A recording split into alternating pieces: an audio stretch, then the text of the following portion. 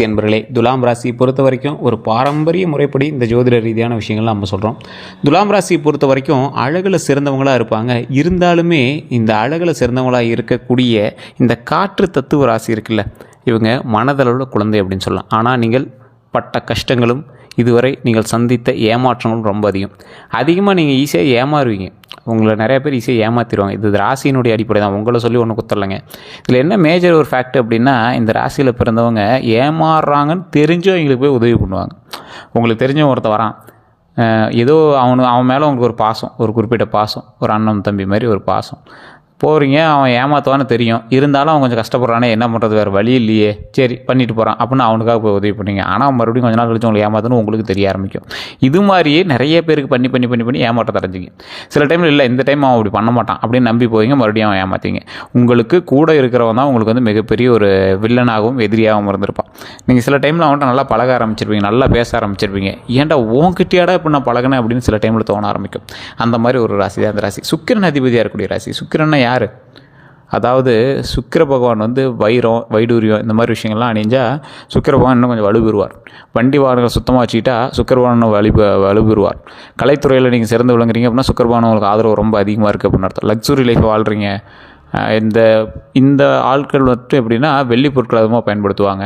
Luxury லைஃபாக வந்து ஆடம்பரமாக use பண்ணுவாங்க. வேறு ஒரு பயன்படுத்திய தட்டத்தையோ டம்ளரையோ இவங்க வந்து யூஸ் பண்ணுறதுக்கு யோசிப்பாங்க. எங்கள் வீட்டில் 4 பேர் தான் இருக்காங்க சார், இவ்வளோ 3 பேர் தான் இருக்காங்க சார், அதிலேயே வந்து அதை தனியாக தான் யூஸ் பண்ணுவார் சார் அப்படிங்கிற மாதிரி தான் ஆளாக இருப்பீங்க.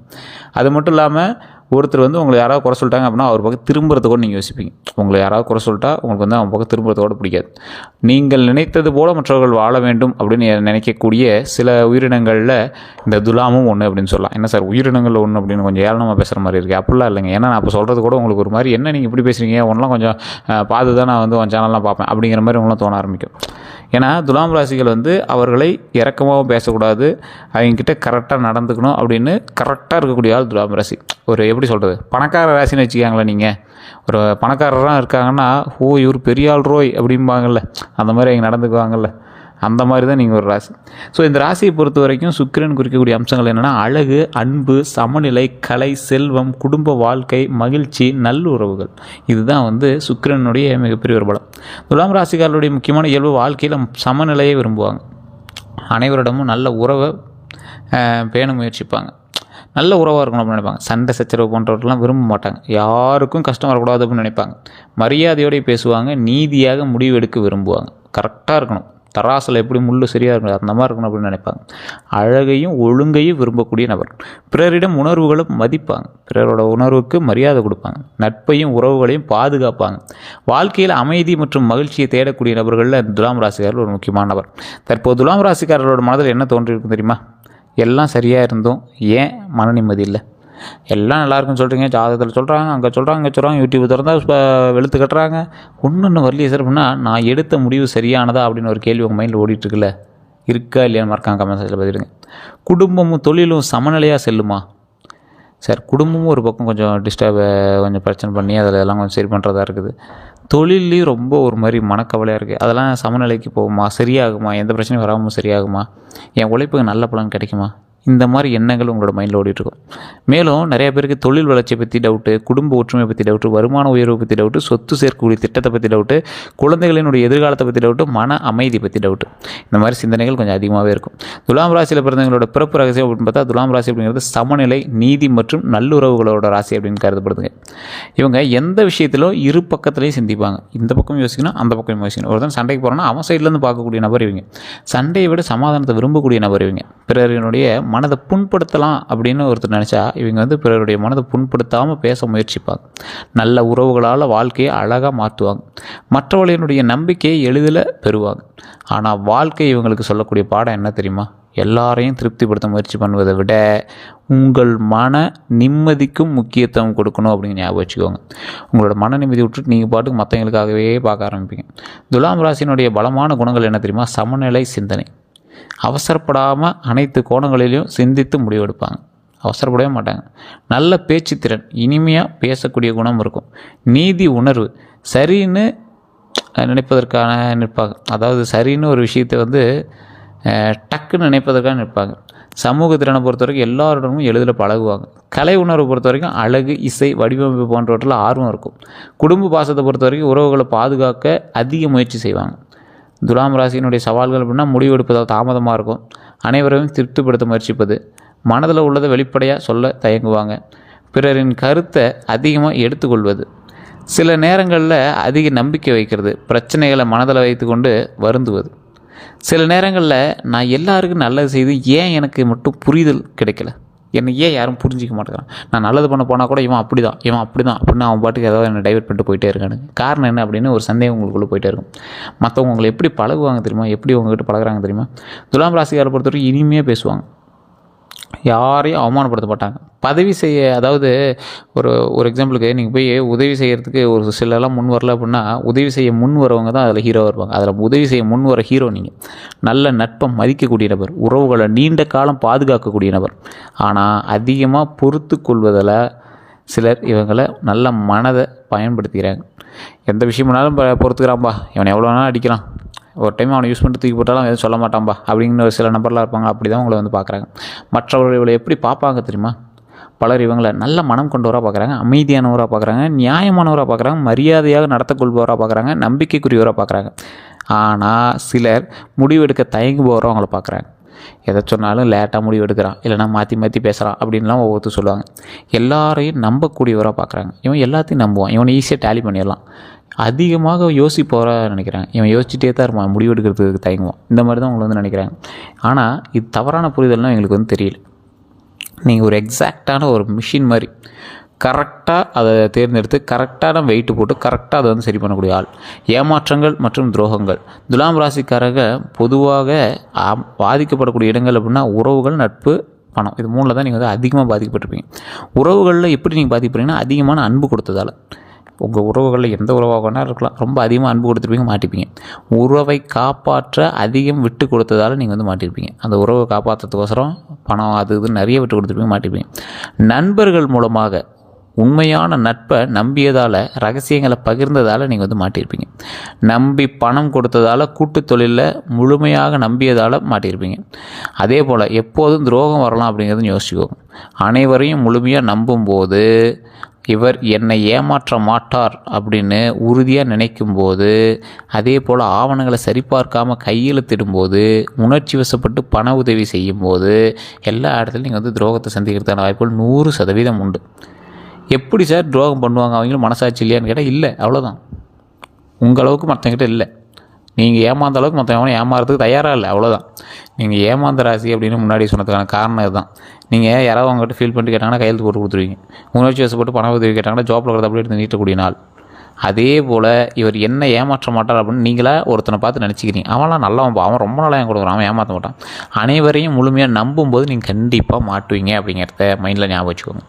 குடும்பத்தில் யார் உறுதுணை, யார் சவால் அப்படின்னா, உங்கள் அமைதியை மதிப்பவர் உங்களுக்கு உறுதுணை, குடும்ப ஒற்றுமையை விரும்புபவர் உங்களுக்கு உறுதுணை, உண்மையாக ஆலோசனை வழங்குபவர் உங்களுக்கு உறுதுணை, உங்கள் நல்ல மனதை பயன்படுத்துபவர் உங்களுக்கு உறுதுணை, பொறாமை கொண்டவர் உங்களுக்கு உறுதுணை, தேவையில்லாமல் பிரச்சனையை உருவாக்குபவர், அதாவது சவாலில் தேவையில்லாமல் ஒரு பிரச்சனையை உருவாக்குறாங்கல்ல, அவங்க உங்களுக்கு உறுதுணை அப்படின்னு சொல்லலாம். இவங்க எல்லாமே உங்களுக்கு சவால். உங்கள் நல்ல மனதை பயன்படுத்துகிறவங்க சவால். நல்ல மனதை பயன்படுத்தி உங்களுக்கு நல்லது செஞ்சவனும் இருக்கான், நல்ல மனதை பயன்படுத்தி உங்களுக்கு ஆப்பு வச்சவனும் இருக்கான். பொறாமை கொண்டவங்க, நீங்கள் எதாவது லைட்டாக வளர்ந்தா கூட பொறாமை கொண்டுவாங்க. ஏன் தெரியுமா சார் உங்களோட பொறாமை வருது? நீங்கள் சட்டுன்னு வளரக்கூடிய ராசி, டக்குன்னு வளர்ந்துருவீங்க. தேவையில்லாமல் பிரச்சனை உருவாக்குவவர்கிட்ட ரொம்ப எச்சரிக்கையாக இருங்க. துலாம் ராசிக்கு ஏற்ற தொழில்கள்னால் வழக்கறிஞராக இருக்கலாம், நீதித்துறை, ஏன்னா நீங்கள் தான் எது எடுத்தாலும் கரெக்டாக செக் பண்ணுவீங்க, கரெக்டாக பண்ணுவீங்க. ஆசிரியர் கரெக்டாக இருக்கும், வங்கி கரெக்டாக இருக்கும், கணக்கியல் கரெக்டாக இருக்கும், ஃபேஷன் மற்றும் டிசைன் கரெக்டாக இருக்கும், நகை வியாபாரம் கரெக்டாக இருக்கும், அழகு நிலையம் கரெக்டாக இருக்கும், ரியல் எஸ்டேட் கரெக்டாக இருக்கும், யூடியூப் மற்றும் மீடியா தொழில் உங்களுக்கு அற்புதமாக செட் ஆகும், டிஜிட்டல் மார்க்கெட்டிங் அருமையாக இருக்குது, ஹோட்டல் மற்றும் சுற்றுலா சம்மந்தப்பட்ட விஷயங்கள் நல்லாயிருக்கும், நிகழ்ச்சி மேலாண்மை நல்லாயிருக்கும், அதாவது ஈவென்ட் மேனேஜ்மெண்ட்லாம் சொல்கிறாங்கல்ல, அதெல்லாம் நல்லாயிருக்கும். இனி தொழில் எப்படி இருக்கும் அப்படின்னா, பொதுவாக புதிய வேலை வாய்ப்பு உண்டாகுங்க, பதவி உயர்வு கிடைக்கக்கூடிய வாய்ப்பு உண்டு, கூட்டு தொழிலில் முன்னேற்றம் உண்டு, வெளிநாட்டு தொடர்புகள் அதிகரிக்கலாம், புதிய வாடிக்கையாளர்கள் கிடைக்கலாம், திறமைக்கு அங்கீகாரம் கிடைக்கும். உங்களோட திறமை கண்டிப்பாக அங்கீகாரம் கிடைக்கும். செய்வன பழிக்குமா, கந்திஷ்டெலாம் இருக்குமா அப்படின்னு கேட்டால், பாரம்பரிய நம்பிக்கைகளின்படி உங்கள் மகிழ்ச்சியை வளர்ச்சியையும் பார்த்து சிலர் பொறாமப்படுவாங்க. கண்டிப்பாக பொறாமப்பட்டுட்டு தான் இருக்காங்க இன்னைக்கு காலகட்டத்தில் கூட.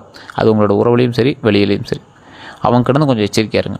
கண் திருஷ்டி குறித்து பல குடும்பங்களில் நம்பிக்கை இருக்குது. செய்வனை பற்றியும் பல்வேறு கருத்துக்கள் இருக்குங்க. இதற்கான அறிவியல் ஆதாரம் இது வரைக்கும் எதுவும் இல்லை. மன அமைதிக்காக இறை நம்பிக்கை, நல்ல செயல்கள், தியானம் உதவியாக இருக்கும் அப்படிங்கிறது ஒரு பக்கம் இருந்தாலும், குலதெய்வ வழிபாடு நல்லா இருக்கும் அப்படின்னாலும், ஒரு பதட்டமோ படபடப்போ உங்களுடைய வளர்ச்சியில் ஏதாவது தடைகள் ஏற்பட்டிருக்கு அப்படின்னா கீழே ஒரு நம்பர் கொடுத்துருக்கேன், பிரபல ஜோதிடருடைய நம்பர். அந்த நம்பருக்கு நீங்கள் ஃபோன் பண்ணிங்க அப்படின்னா A to Z கம்ப்ளீட்டாக உங்களுக்கு எல்லாமே சொல்லிடுவார். உங்களுக்கு ஏதாவது ஒரு விஷயம் இருக்குன்னா அது சம்மந்த மாதிரி சரி பண்ணி கொடுத்துருவார். அப்பாயின்மெண்ட் பேஸில் தான் ஜோதிடம் பார்க்குறாங்க. உங்களுக்கு ஜாதகமே இல்லை அப்படின்னாலும் இப்போ உங்களுக்கு என்ன விஷயங்கள் நடந்துட்டுருக்கு அப்படின்னு குறி மூலமாக சொல்லிடுவார். ஸோ உங்களுக்கு வேறு ஏதாவது டவுட் வேணும் அப்படின்னா நீங்கள் வந்து கால் பண்ணி எடுத்து வச்சுக்கோங்க. இது உங்களுடைய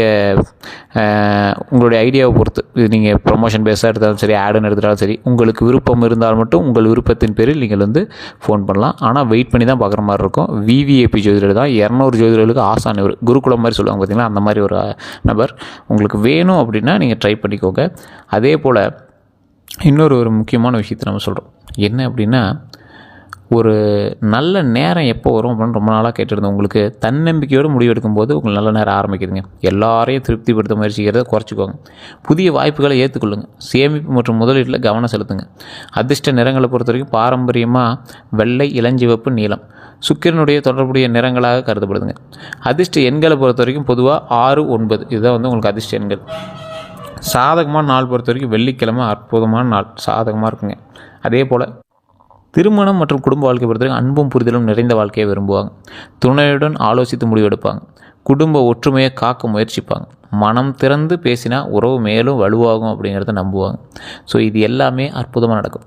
திருமணத்தை பொறுத்த வரைக்கும் திருமண வாழ்க்கையில் ஏதாவது உங்களுக்கு சின்ன சின்ன சிக்கல்கள் இருந்தாவோ, திருமணத்தில் ஏதாவது பிரச்சனைகள் இருந்தாவோ, திருச்செங்கோடு அர்த்தநாரீஸ்வரர் ஆலயத்துக்கு போய்ட்டு வாங்க. அற்புதமான ஆலயம். குடும்ப சமேதர்களாக காட்சி தரக்கூடிய ஒரு அற்புதமான ஆலயம். அர்த்தநாரீஸ்வரர் ரூபம், சிவனும் பார்வதியும் சேர்ந்திருக்கக்கூடிய ஒரு ரூபத்தில், பக்கத்தில் விநாயகர், அதுக்கு உச்சி பிள்ளையார் அப்படி இருப்பாங்க. அதுக்கு பக்கத்துலேயே வந்து பார்த்திங்கன்னா இந்த அர்த்தநாரீஸ்வருக்கு பக்கத்துலேயே செங்குட்டு வேலவர் முருகர் இருப்பார். ஸோ 4 பேரும், அதாவது குடும்பத்தில் இருக்கக்கூடிய 4 பேரும் ஒரே மலை மேலே காட்சி கொடுக்குறாங்க. காவலுக்கு ராகுக்கு எதுவான பாம்பும் வந்து அந்த 60 அடி பாம்பு வந்து படிக்கட்டு வழியாக போனீங்கன்னா பார்க்க முடியும். 60 அடி பாம்புக்கு மேலே அங்கே வந்து பாதுகாப்பாக இருக்குது. சிலையை வந்து வடிச்சிருப்பாங்க. ஸோ அந்த மாதிரி ஒரு அற்புதமான ஸ்தலம். அங்கே போய்ட்டு இருந்தீங்கன்னா திருமண ரீதியான சிக்கல்கள் தீரும், திருமணம் நடக்கும். திருமணமாகி பிரச்சனை நடந்தவர்களுக்கு பிரச்சனைகள் சரியாகி குடும்ப சமேதராக மகிழ்ச்சியாக வாழ்வதற்கான, அதாவது சிவனும் பார்வதி எப்படி இணைந்திருக்கிறார்களோ அதே போல் இணைந்திருப்பதற்கான வாய்ப்புகளை அள்ளி கொடுக்கும் அப்படிங்கிறது தான் அந்த கோவில். இன்றைக்கி நிறைய பேர் திருமணமானவங்களாம் போய் மாலை மாற்றிக்கிறாங்க. நீங்கள் அந்த இடத்துக்கு போனீங்க அப்படின்னா உங்களுக்கு அந்த விஷயத்தை நீங்களே உணர்வீங்க. குழந்தை பாக்கியத்தை பொறுத்த வரைக்கும் குழந்தைகளோட கல்வியில் மற்றும் ஒழுக்கத்தில் அக்கறை காட்டுவாங்க. அவர்களுடைய திறமையை ஊக்குவிப்பாங்க. நல்ல பெற்றோர்களுக்கு இந்த வாய்ப்பு ஒரு அற்புதமான காலகட்டம். நல்ல பெற்றோராக இருக்க முயற்சிப்பாங்க இந்த காலகட்டத்தில்.